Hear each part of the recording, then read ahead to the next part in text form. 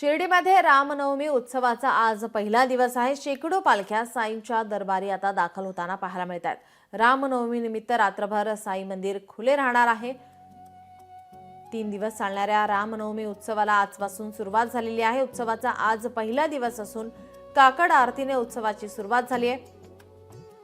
रामनवमी उत्सवाचा मुख्य दिवस उद्या असून प्रत्येक साई भक्ताचे दर्शन व्हावे यासाठी रात्रभर साई मंदिर हे खुले राहणार आहे। शेकडो पालख्या घेऊन साई भक्त साई दरबारी दाखल झालेत। रामनवमी उत्सवानिमित्त आता साई मंदिर आणि परिसरामध्ये विद्युत रोषणाई करण्यात आली आहे।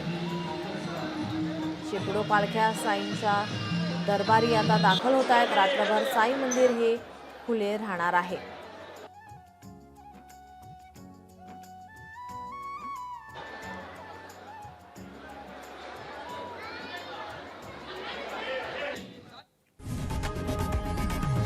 लोकशाही मराठी ऐका, पहा, जागरूक रहा।